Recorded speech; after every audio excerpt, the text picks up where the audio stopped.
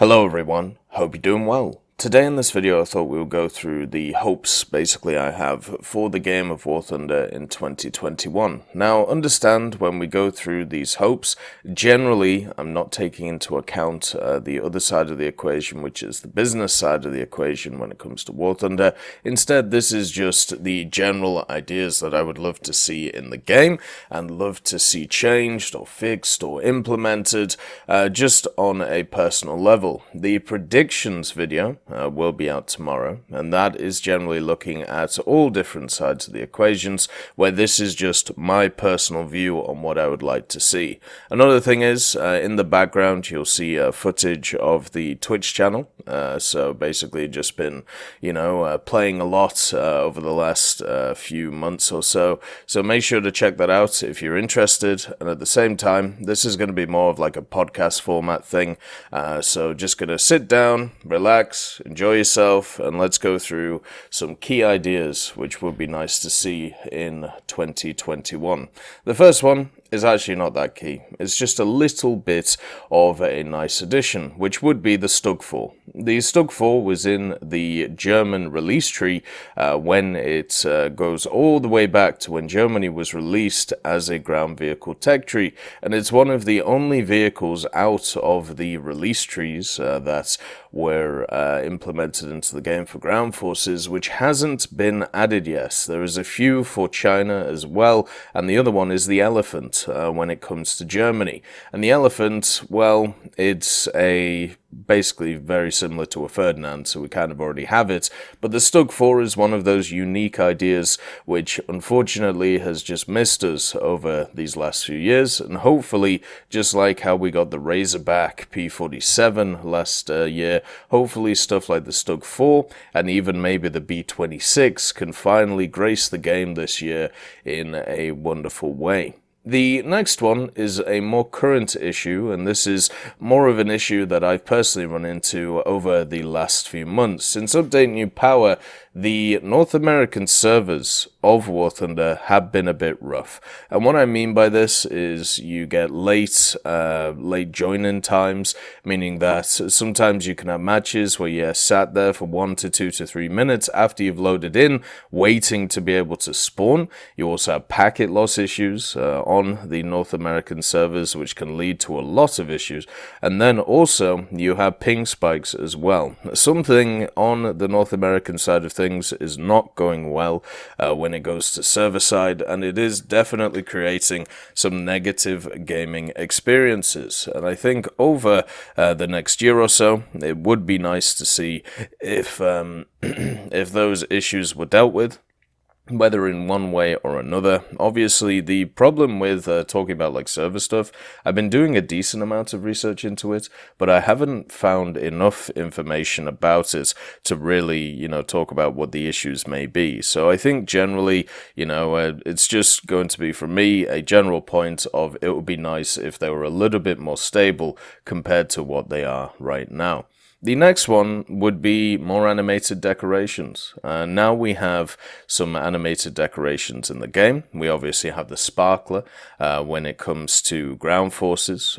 You've got the Snowman, which is an animated decoration. It actually has snowflakes coming off of it for the coastal boats. And then for the Blue Water Fleet, you also have the Christmas tree, which if you go in a night battle, the lights light up, and then of course the snowflakes go everywhere. I think more animated decorations would be lovely to see. It's nice to see that they are available to be able to be done, if I'm honest with you. And since this is a relatively new thing coming out over this festive period, you could definitely see it in some future battle passes, I think, or you could definitely see it in some future content when it comes to stuff such as events and things like that. So at least for me personally, I think generally I really like the new sets of decorations, and you can definitely see how they could be expanded. At the same time, we don't just need something like, animated decorations for vehicles.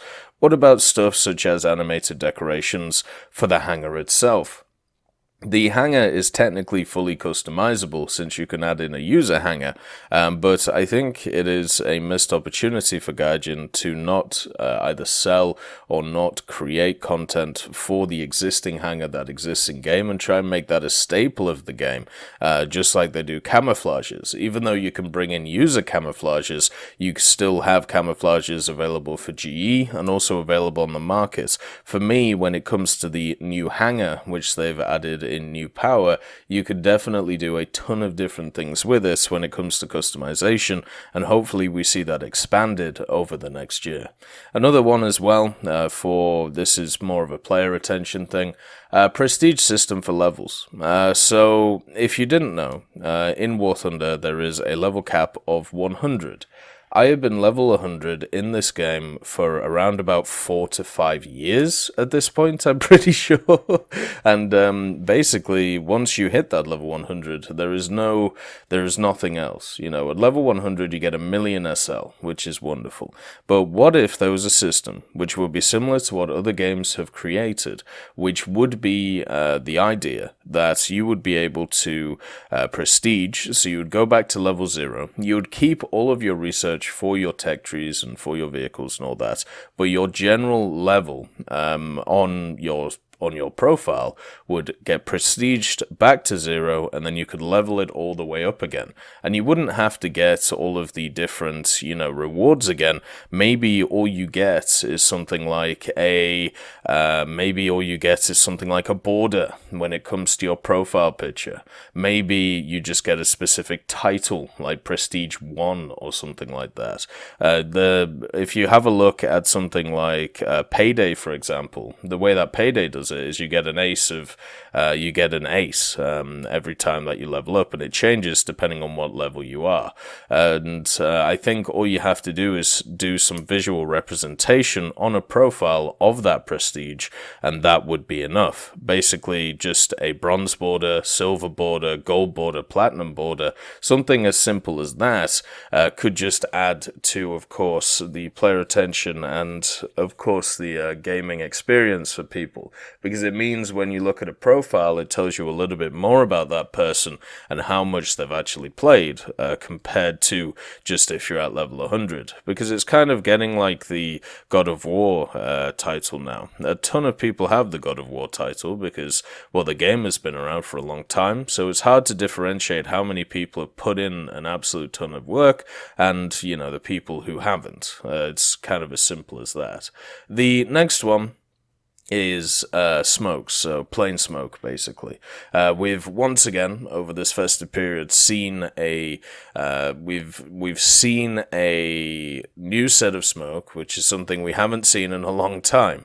We before had the double smoke, so the one on the wingtips. Then we had the tricolor, which was first added into the game because of the Thunder League esports events, which was very interesting, the way they did the challenges and stuff like that. You had to buy a dog tag, you got access to a set number of challenges. If you did the challenges, you got certain things out of them, and if enough people bought stuff like the dog tags, then it would unlock different rewards, such as the T5, the tricolor smoke, and things like this. I think it was really cool. It was a really cool idea.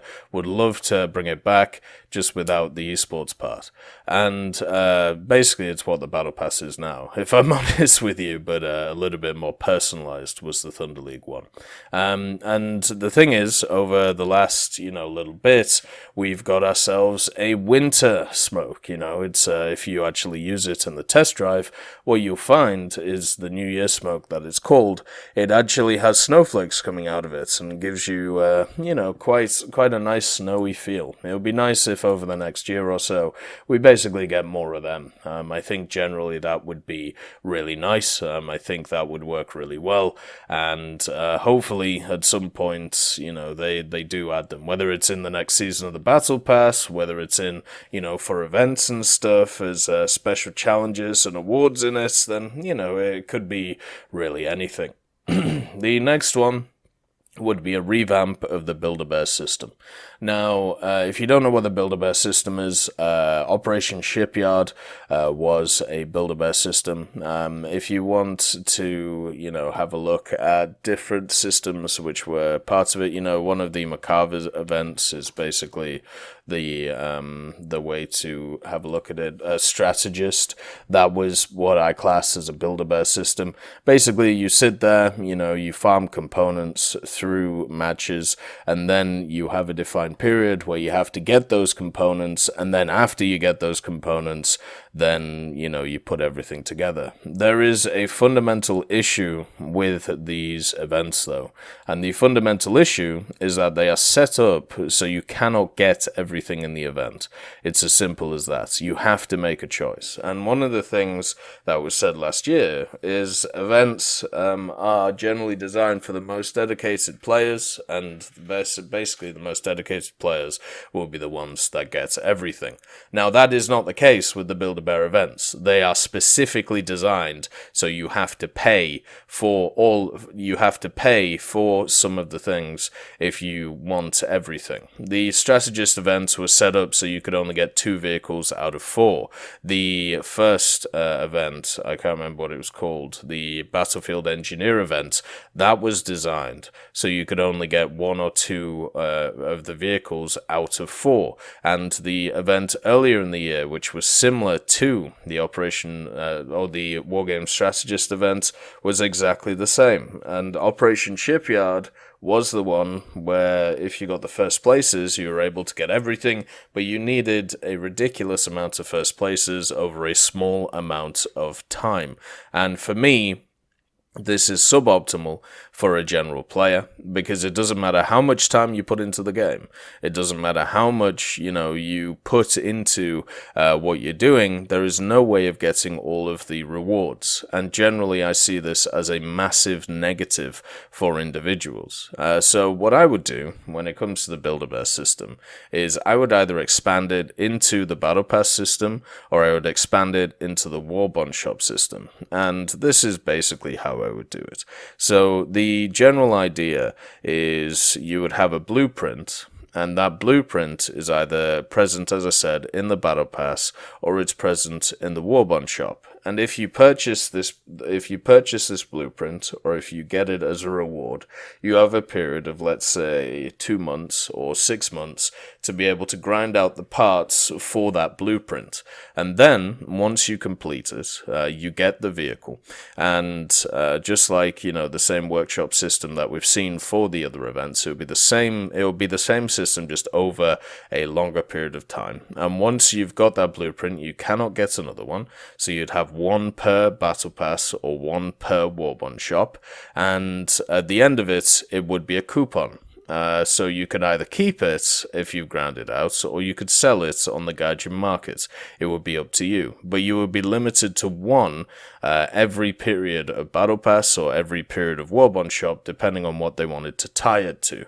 This would mean that it would be a lot fairer on the general player, and it would give them a longer period of time to be able to grind this stuff out, and it would also mean it would be up to the player to make a choice if they want that vehicle or not, instead of this system where no matter what you do, you are guaranteed to not get half of the vehicles, which is just very, very sad. It also means that if you have a event with 4 vehicles on it, that covers pretty much the whole year. If we sit to this idea that the War Bond Shop and the Battle Pass Season 1 is 2.5 months, if you times that by 4, that is 8 months, and then plus 2, so that's 10 months out of a year, basically, where you've already sorted it out. And you get 2 of those events a year. That's basically 1.5 to 2 years of content, instead of it stuck into a 2-week period. I personally think this is a much better system than what we have now, and it's a lot more fair when it comes to the average player. Then, you also have some other ideas that would be nice to see. Custom crew pilots, of course, or just custom crews in general. One of the things that I think Wargaming does really well is the idea of having, these custom crews that you can, get to know and get to level up. But I think it does have issues when it comes comes to the idea of, experienced players versus, less experienced players. Generally, less experienced players are going to get beaten up by the more experienced players because they have better crews. I think it would be better, instead of having the stats and the skills behind them, instead, why not just have the idea of the visual customization? So when you're in the hangar, once again, going back to the new hangar, when you are looking at a vehicle, you can pick your customized crew. And your customized crew will sit around the vehicle, whether it is a pilot for a plane, whether it is a commander for a tank, whether it is a gunner for a tank. You'll be able to place them around the vehicles themselves. And just to keep it simple, this would not change between vehicles of a specific nation, but it obviously would have to change between nations, since obviously you have different nationalities and so on and so forth. Or maybe you make it so it's the same crew for everything, who knows. But once again, this would add a little bit of flair to the game. This would add a little bit of interest. It would add a little bit of customization to the general player, and it also opens up a massive opportunity for Gaijin to monetize. And generally, as we've said many times, the more avenues that Gaijin opens up to monetize, e.g. stuff like the Battle Pass, e.g. stuff like the events, e.g. stuff like premiums and stuff like that, it means that they can lower the research required to get to higher tiers of the game. So I think personally, any little additional content which is customization based, which can be paid for or can be ground out, is always going to be positive for the game, and this would be one of those things. The next one is a gameplay thing. Night battles. So recently it seems like they've got rid of, or at least very much lowered, the horizon battles, as I call them, the dawn or dusk battles at mid-tiers to low-tiers to high-tiers. This is a positive change. They didn't work well. It's never nice not being able to see your enemy, and it's nice to see that is fixed. But there is still an issue, and that is at high tiers. Night battles exist, and they are some of the most frustrating experiences depending on what modifications you have. I really don't like the fact that at the high ranks of the game, we are getting more and more hamstrung by the modifications that you have on a vehicle. Before, it was already bad, without parts and FPE, without thermals, without the mobility. But now this year, they've done two massive changes to high tier, which has made it a lot harder to play for the individual grinding out their vehicles. And as a person who generally goes from stock to spaded on a vehicle, and then leaves it alone and moves on to the next one, it means that about half to maybe a third of my grinding experience is just straight pain because of these night battles, and also because of another change that has been made. I would personally remove night battles. I think it gives too much of a competitive advantage to certain nations over others at specific BRs, and also at the same time, even if you are in the ascendancy, even if you have all of the thermals and you're doing really well with them, it doesn't feel fun, because at the end of the day, you're just beating up people who can't see you. At the same time as well, there is ways through certain programs such as NVIDIA, the NVIDIA software that you get with your graphics card with NVIDIA filters, where you can just turn it to day anyway. And you can just set it as a preset, flip it on, and guess what? You don't get affected by the night battle, and you don't get affected by the flares either. So it's just a silly system, I liken it to this. Imagine if you went into a game of League of Legends, right, and there was a 5 to 10% chance of whenever you log in or go into a game, like you go onto the Rift, it's just dark, and your and your visual range is cut to around about 10% of what it normally is. And that was for every player, but some players don't get that, right? It would be similar to, I can't remember what he's called, is it Darkseer or Darkseeker in Dota? but even then you can play around it, with certain heroes and also wards and things like that. You can't do that in War Thunder. If you spawn in a stock vehicle and you don't even have NVDs, you just can't see. It's as simple as that, and you just get screwed.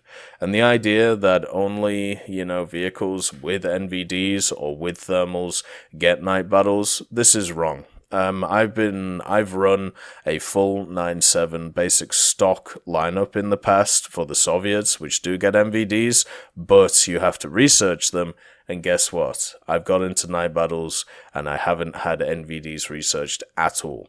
It is one of the biggest pet peeves of mine over this last year, especially somebody who has broken into high ranking stuff. Generally, I haven't played a lot of high ranking stuff, previous years, but I've made an effort this year to try and understand it, to understand the meta, to understand what's going on. And it is definitely a frustration of mine, the night battles ideas.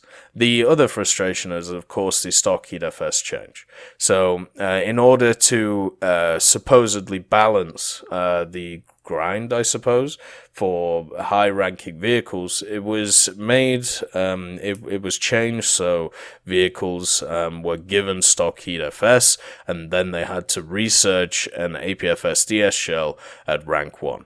And I think that this belief or this answer from Gaijin is false. I think it's wrong. I think at the end of the day, this was a monetary decision when it came to these vehicles, because at the end of the day, if you make something, researchable, but you put it behind, a rank 1 or a rank 2, people are going to GE it more because it was something that they were getting standard anyway, and therefore it was going to be easier for them to use. I don't buy the excuse that it was to balance the vehicles. This is mainly because I've played stuff like the STRV 121 and the 122, which both get APFS DS stock. I also play the Challenger. The two Challengers at 9.7 also get APFS DS stock. The idea that this was made as some kind of balancing thing is wrong. I do not buy it for a second. I think it was a malicious change to try and get more monetary value out of the top tier players, and that to me is unacceptable. Even if it is seen as a balancing change, it is not one. It should not be a system to limit the player's usefulness in a battle, to basically give you a horrific experience for your first 10 battles with a vehicle just so other people can beat you up, especially at 10.0 and 10.3 when you're facing 10.7 fully spaded vehicles. It is not a fun time. It is not an interesting time. It is just a time where you're just trying your best to get through, to get the modifications that actually make you useful. The difference between playing a stock vehicle and a spaded vehicle at the high echelons of the game is completely ridiculous. It is one of those things which is just massively different. When you compare, let's say, I don't know, a stock Ariete, right? So a stock Ariete is quite slow, it has no armor, and the standard Ariete I'm talking about, it is slow, it has no armor, its turret rotation is okay, but let's see, it has heat FS, and also doesn't get access to its thermals, doesn't get access to its speed, doesn't get access to its armor package, which actually means that its armor is useful against specific rounds, and also stops a lot of spalling, and you don't get any of these things with the Ariete. But once it's upgraded, you get Gen 2 thermals, commander and gunner. You also get good acceleration on the vehicle. You get a mega round, which can pen a lot of vehicles, even just straight through their turret. And also, you get, just a really well-armored vehicle against stuff which is 9.7 and 10.0.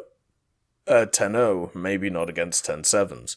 So yeah, it's a completely different experience playing the Ariete when it's stock to when it's spaded. It is completely night and day, and that is just a problem. The other one is the Volumetric Book, another issue that was added in Update New Power. Generally, actually, so before New Power, the game was in a pretty stable state, and even now it's in a pretty stable state, at least when it comes to aviation, and when it comes to naval, and when it comes to helicopters. When it comes to ground, there is a bug which is affecting lower and middle tiers a lot, and it is the Volumetric Bug. The shells were changed in Update New Power to volumetric shells. This means that the whole shell is modeled instead of just a pixel in the center of this.